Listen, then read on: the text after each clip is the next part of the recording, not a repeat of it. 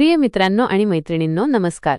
DMITV मध्ये तुमचं पुन्हा एकदा मनपूर्वक स्वागत आहे. तुम्हाला माहितीये 9वीचं राज्यशास्त्र म्हटलं की अनेकदा आपल्याला वाटतं की हा विषय खूप कंटाळवाणा किंवा कठीण असेल. पण मित्रांनो, मी तुम्हाला खात्री देतो, आज आपण राज्यशास्त्राची जी अनुक्रमणिका पाहणार आहोत ती पाहून तुमच्या मनात या विषयाबद्दलची उत्सुकता इतकी वाढेल की तुम्ही प्रत्येक धडा शिकण्यासाठी आतुर व्हाल.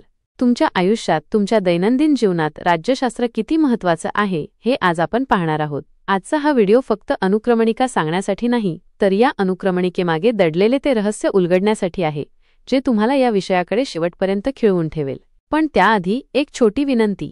जर तुम्ही अजून DMITVला सबस्क्राईब केलं नसेल तर लगेच खालील सबस्क्राईब बटनावर क्लिक करा आणि बेल आयकॉन दाबायला विसरू नका. कारण तुमचे लाईक्स, तुमचे सबस्क्रिप्शन्स, तुमचे कमेंट्स हेच आम्हाला असेच नवनवीन आणि माहितीपूर्ण व्हिडिओ बनवण्यासाठी प्रोत्साहन देतात. तुमच्या सपोर्टशिवाय हे शक्य नाही.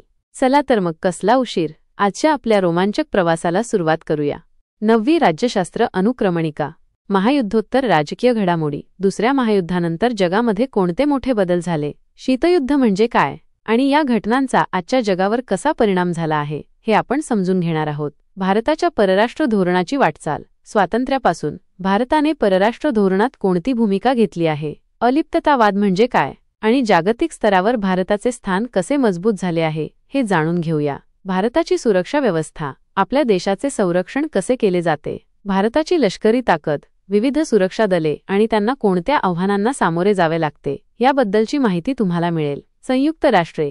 जगामध्ये शांतता आणि सहकार्य राखण्यासाठी संयुक्त राष्ट्रांची भूमिका काय आहे, ते कसे कार्य करतात आणि भारताचा त्यात काय सहभाग आहे हे आपण पाहणार आहोत. भारत व अन्य देश. भारताचे जगातील प्रमुख देशांशी, उदाहरणं अमेरिका, रशिया, चीन, शेजारील देश संबंध कसे आहेत, या संबंधांचं महत्त्व काय आहे आणि भविष्यात ते कसे असतील यावर आपण चर्चा करणार आहोत. आंतरराष्ट्रीय समस्या. जागतिक स्तरावर दहशतवाद, हवामान बदल, मानवी हक्क आणि इतर कोणत्या मोठ्या समस्या आहेत आणि या समस्यांवर मात करण्यासाठी काय प्रयत्न केले जात आहेत हे आपण समजून घेणार आहोत. मी आशा करतो की तुम्हाला इयत्ता 9वीतील राज्यशास्त्राचा अनुक्रमणिका सिलेबस ओव्हरव्ह्यू हा महत्त्वाचा टप्पा समजला असेल. आता या व्हिडिओला इथेच थांबूया, पण थांबा. पुढच्या व्हिडिओमध्ये आपण एक अत्यंत महत्त्वाचा आणि रोमांचक धडा सुरू करणार आहोत. महायुद्धोत्तर राजकीय घडामोडी.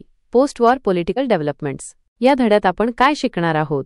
पहिल्या आणि दुसऱ्या महायुद्धानंतर जगात काय बदल झाले? नवीन देश कसे निर्माण झाले आणि जुन्या साम्राज्यांचे काय झाले? शीतयुद्ध, कोल्ड वॉर म्हणजे काय होतं आणि त्याचा जगावर काय परिणाम झाला? जागतिक शांततेसाठी कोणकोणत्या संस्था स्थापन झाल्या? या सर्व प्रश्नांची उत्तरे तुम्हाला पुढच्या व्हिडिओमध्ये मिळतील. त्यामुळे पुढचा व्हिडिओ अजिबात चुकवू नका. हा व्हिडिओ तुम्हाला आवडला असेल तर लाईक करायला विसरू नका. तुमच्या मित्रमैत्रिणींसोबत शेअर करा, जेणेकरून त्यांनाही या महत्त्वपूर्ण ज्ञानाचा फायदा घेता येईल. आणि अशाच माहितीपूर्ण व्हिडिओसाठी आपल्या चॅनलला सबस्क्राईब करा. तुमच्या काही शंका किंवा अडचणी असल्यास कमेंट बॉक्समध्ये नक्की सांगा. मी तुमच्या प्रश्नांची उत्तरे देण्याचा नक्कीच प्रयत्न करेन. भेटूया लवकरच पुढच्या पाठात, जिथे आपण महायुद्धानंतरच्या जगाचा प्रवास सुरू करणार आहोत. धन्यवाद.